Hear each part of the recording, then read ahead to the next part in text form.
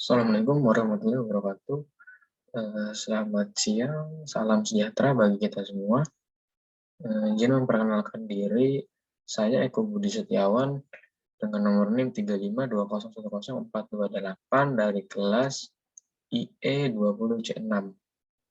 Saya akan membahas mengenai soal dan jawaban UAS mata kuliah otomasi industri yang diampu oleh dosen Bapak Agus Suwarno Eskom MT.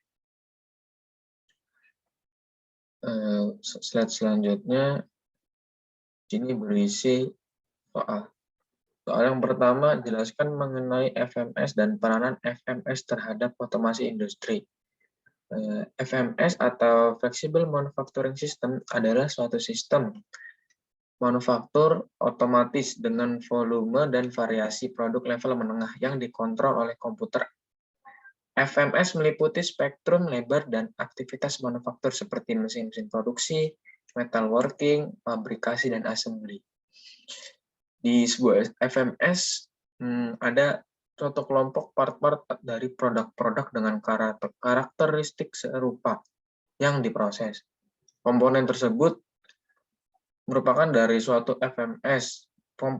komponen penting dari suatu FMS adalah mesin numerical control atau NC yang bisa saling bertukar tools secara otomatis.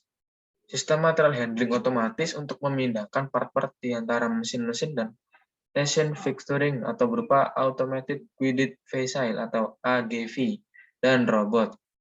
Semua komponen di atas dikontrol oleh komputer. Yang terakhir adalah perangkat-perangkat lain seperti mesin pengukur koordinat dan mesin pencuci part-part yang diproses. Peranan FMS ialah untuk mencapai fleksibilitas dan respon yang cepat dibutuhkan customer, maka diberlakukanlah flexible manufacturing system ini. Karena flexible manufacturing system sendiri merupakan satu atau lebih mesin produksi yang diintegrasikan dengan pemindahan material secara otomatis, di mana operasinya diatur dengan komputer. Ada keuntungan dari FMS, ini sangat mengesankan keuntungan. Dan sejumlah sistem telah diinstal di seluruh dunia yang membuktikan bahwa teknologi FMS ini dapat berfungsi bagaimanapun biaya, kompleksitas, dan tingkat teknologi yang dibutuhkan untuk mengimplementasikan FMS, membatasi penggunaannya pada proses manufaktur yang sangat besar. Berakibatnya sejumlah tekanan dalam desain otomatis dialihkan pada FMCS atau Flexible Manufacturing Cells. Oke, next. Soal yang kedua, industri 3.0, 4.0, dan industri 5.0. Dilihat dari sisi otomasinya, jelaskan masing-masing dan apa yang membedakan dari ketiganya. Ya, di sini ada gambar penjelasan mengenai revolusi industri mulai dari 1.0 sampai 4.0. Industri 3.0 adalah era dengan otomasi dan komputasi. Sedikit mesin robot pada era ini. Tenaga manusia untuk sektor pembuatan produk berat tidak terlalu dibutuhkan karena para ilmuwan telah menemukan mesin yang dapat bergerak dan berpikir secara otomatis, yakni komputer dan robot. Komputer pertama yang ditemukan sendiri dikembangkan pada Perang Dunia Kedua untuk memecahkan kode buatan Nazi. Komputer yang disebut Colossus ini merupakan mesin raksasa sebesar ruang tidur dan tidak memiliki RAM dan hanya menerima perintah melalui pita kertas yang membutuhkan daya listrik yang sangat besar. Ya, kurang lebih 8.500 watt. Setelah Perang Dunia Kedua selesai, komputer pun mulai berkembang pesat dengan ditemukannya beberapa komputer dengan teknologi canggih menggunakan integrated chip dan ukuran yang semakin kecil. Revolusi 3.0 sendiri bertahan hingga tahun 2000-an. Industri 4.0 adalah era produksi di mana setiap mesin robot yang saling berkomunikasi ini memanfaatkan jaringan internet dan big data sehingga efisiensi akan semakin lama meningkat. bisa dibilang beberapa tahun terakhir ini pembangunan revolusi industri 4.0 dilakukan di seluruh dunia dengan menggabungkan teknologi otomasi dengan teknologi cyber. Istilah revolusi ini dimulai oleh pemerintahan Jerman yang mengutamakan komputerisasi pabrik seperti sistem cyber fisik, Internet of Things atau clouding computer, and cognitive computing. Di era ini disebut era teknologi yang cerdas, yang bisa terhubung dengan berbagai bidang kehidupan manusia. Kehadiran revolusi industri 4.0 ini juga membantu terciptanya lapangan kerja baru dan profesi baru yang tak terpikirkan sebelumnya. Next. Industri 5.0, Society 5.0 atau masyarakat 5.0 adalah konsep teknologi masyarakat yang berpusat pada manusia dan berkolaborasi dengan teknologi A dan LAT untuk menyelesaikan masalah sosial yang terintegrasi pada ruang dunia maya dan nyata. Kedepannya nih, dunia bersiap menghadapi sebuah revolusi, yakni di mana industri diperkirakan akan menyentuh dunia virtual dengan bentuk konektivitas manusia, mesin, dan data. Salah satu karakteristik unik dari Society 5.0 yaitu mengaplikasikan buatan atau disebut artificial intelligence atau AI. Di masa pandemi COVID-19 saat ini, beberapa sektor industri pun telah mencoba pengaplikasian artificial intelligence di berbagai bidang. Ya, di sini perbedaan-perbedaan terjadi setiap era revolusi industri. Dari setiap perkembangan yang dihadirkan, di setiap revolusi industri memang banyak dampak yang besar bagi kehidupan manusia. Namun, ada perubahan itu bisa membawa masyarakat ke arah yang lebih baik lagi, jika dimanfaatkan lebih baik juga oleh setiap individu. Ya, pada soal yang lanjut ke soal yang nomor 3, maksud saya, menjelaskan fungsi penerapan alat pengendali industri dalam konsep kerja sebuah mesin. Berikan contohnya, pengendalian adalah proses pengaturan berbagai faktor dalam suatu perusahaan, sehingga pelaksanaan kerja dan rencana kerja yang telah dibuat untuk mencapai tujuan-tujuan tertentu. Apa itu sistem kendali? Sistem adalah suatu susunan, set, atau sekumpulan sesuatu yang terhubung atau terkait sedemikian rupa, sehingga membentuk sesuatu secara keseluruhan. Definisi yang kedua, sistem adalah susunan komponen fisik yang terhubung atau terkait sedemikian rupa sehingga membentuk atau bertindak sebagai seluruh unit dalam satu kesatuan. Tujuan pengendalian sendiri ialah supaya proses pelaksanaan itu dilakukan sesuai dengan ketentuan-ketentuan dari rencana. Melakukan tindakan perbaikan jika terdapat penyimpangan-penyimpangan. Nah, yang ketiga ini supaya tujuan yang dihasilkan sesuai dengan rencananya. Ini ada contoh ilustrasinya ya. Saya menggambarkan ilustrasi sistem kendali tertutup atau closed loop pada pendingin udara atau air conditioner. Masukan dari sistem air conditioner adalah derajat suhu yang diinginkan oleh pemakai. Keluarannya berupa udara. Suhu ruangan, sehingga suhu ruangan akan dipengaruhi. Diharapkan akan sama dengan suhu yang diinginkan. Dengan memberikan umpan baik berupa derajat suhu ruangan setelah diberikan aksi udara dingin, maka akan didapatkan kesalahan atau error dari derajat suhu aktual dengan derajat suhu yang diinginkan. Adanya kesalahan ini membuat controller berusaha memperbaikinya, sehingga didapatkan kesalahan yang semakin mengecil. Di sini ada sistem kendali ya.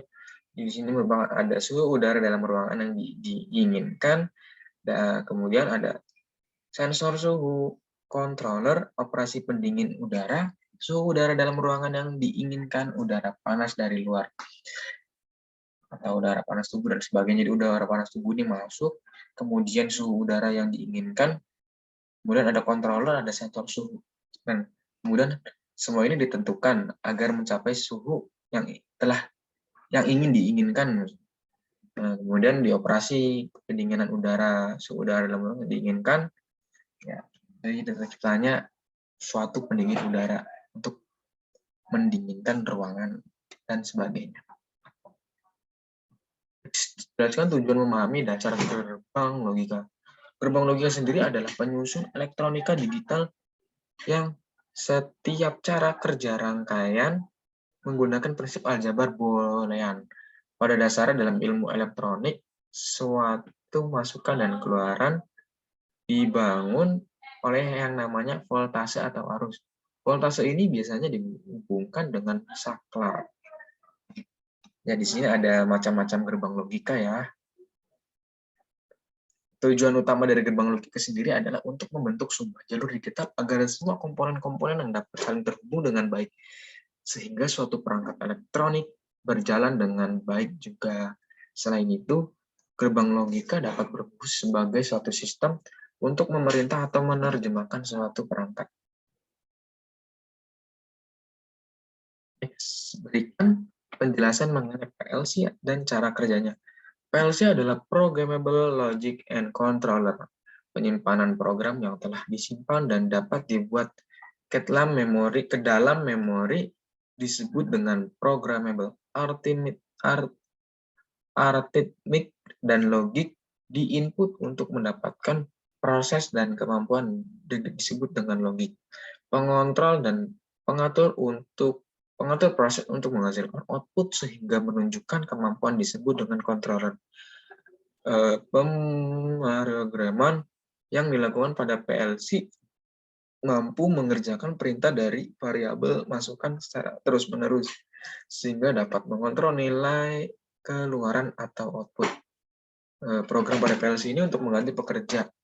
PLC memiliki pemrograman khusus untuk diproses menjadi suatu tindakan karena dirancang untuk instalasi cara kerja PLC berbeda dengan komputer yang harus memiliki daya arus listrik yang tinggi, dan PLC terbilang fleksibel untuk menginstruksikan logika.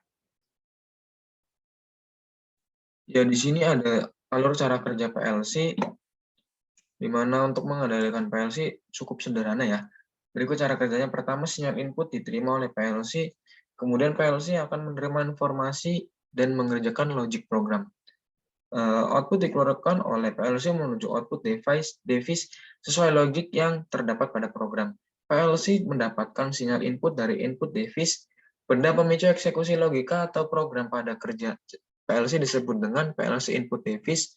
Kemudian pengaktifan benda fisik yang diaktifkan PLC menghasilkan eksekusi disebut dengan PLC output device.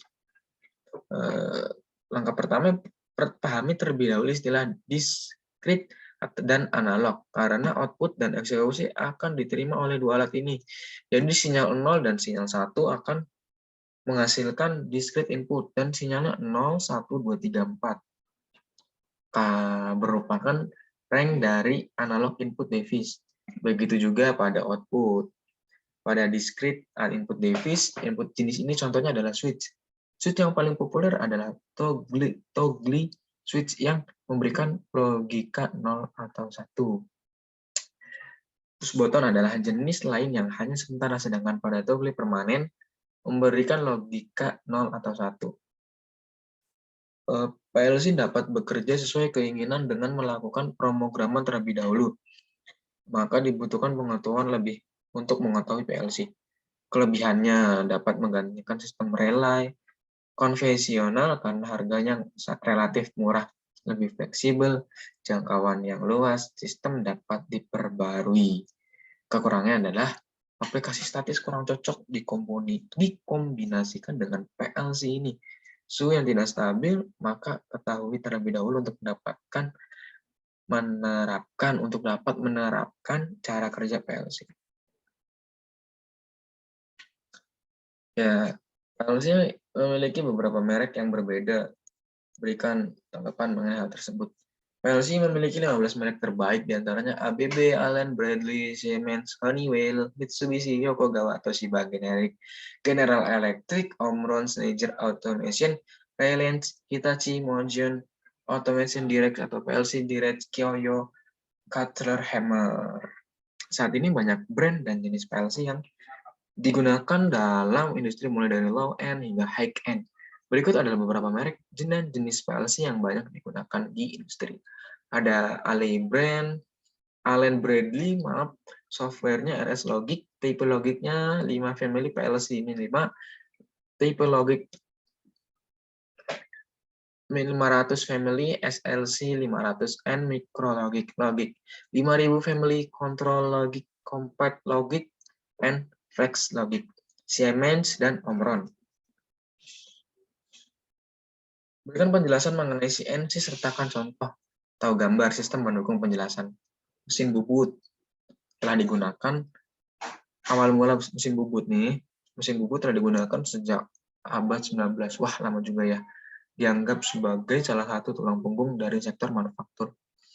Tidak seperti pendahuluannya, mesin bubut CNC tidak seperti pendahulunya, maksudnya mesin bubut CNC masa kini jauh lebih canggih dan otomatis. Mesin bubut CNC banyak digunakan di berbagai pabrik dan perusahaan di belahan dunia dan digunakan untuk berbagai fungsi dan kegunaan. Jadi apakah mesin bubut CNC itu? Yakni mesin yang dioperasikan dengan sistem komputer numerical control atau CNC dan dilengkapi dengan instruksi dari desain yang presisi. Mesin bubut CNC adalah mesin di mana benda kerja atau part dicekam dan diputar oleh spindle atau poros pemutar utama, sementara alat potong yang digunakan dipasang dan bergerak dalam berbagai sumbu, yakni aksis. Di sini ada berupa gambar, ya ini mesin bubut CNC ya. Di sini ada yang ditunjukkan merupakan sumbu Y atau aksis. Di sini sumbu YS, aksis, X aksis, ya Z aksis. Mesin bubut CNC pada umumnya digunakan untuk proses manufaktur berbagai barang, di mana benda kerja dicekam dan diputar dan alat potong diposisikan untuk proses operasi atau OD diameter luar dan ID diameter dalam, out diameter dan in diameter. Seperti contoh poros dan pipa. Mesin bubut CNC ini cocok untuk part-part yang mempunyai simetri atau bentuk lingkaran dan poros yang dapat dicekam. Dicekam di sini secara melingkar ya. Pada spindle atau poros pemutar, mesin bubut yang sederhana beroperasi pada dua sumbu aksis dan alat potong diposisikan secara tetap pada 8-24 stasiun turret magazin, tempat penyimpanan atau alat potong. Proses berputarnya part atau benda kerja disebut turning. Di sini tempat berputar turning nih. Oleh karenanya, beberapa tipe mesin CNC bubut juga disebut CNC turning machine. Itu saja penjelasan mengenai soal dan jawaban UAS mata kuliah otomasi industri. Saya Kubudi Setiawan mengucapkan terima kasih. Mohon maaf apabila ada kesalahan dan kekurangan. Itu hadir dari diri saya pribadi. Mohon koreksinya. Kurang lebih mohon maaf. Saya akhiri wabillahi taufiq wal hidayah. Wassalamualaikum warahmatullahi wabarakatuh.